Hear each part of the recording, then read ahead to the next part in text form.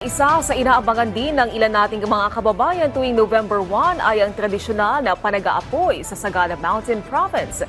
Pero paalala ng mga opisyal ng Sagada, hindi ito para sa turismo kundi may malalim itong kahulugan. Si Valerie Jane Taguba ng PIA sa Balitang Pambansa.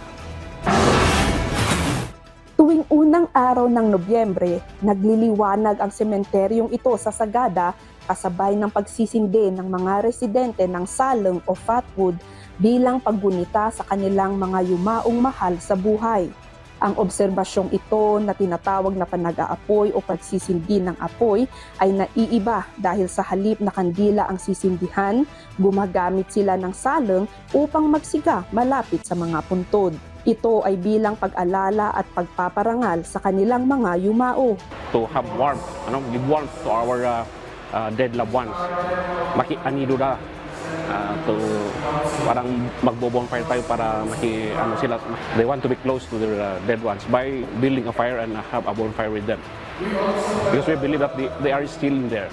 After nung panag-apoy, siguro po mga around 7 to 9, pupunta po kami sa isang bahay. Tapos doon po kami kakain. As a family po. Kadalasang nagsisimula ang tradisyon sa isang misa sa hapon at ang pagbendisyon ng mga saleng bago magtungo ang mga residente sa sementeryo. Mag-iikot din ang pare upang bendisyonan ang mga puntod. Kasabay ng pagsapit ng dilim, sisindihan na ng mga residente ang kanilang saleng malapit sa mga puntod.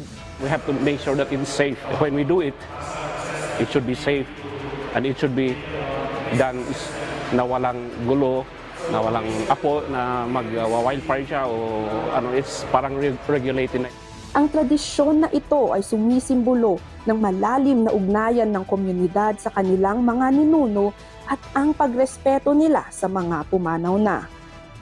Paalala ng mga opisyal, ang panag-aapoy ay hindi turismo, kundi ito ay isang tahimik na tradisyon na may malalim na kahulugan para sa komunidad.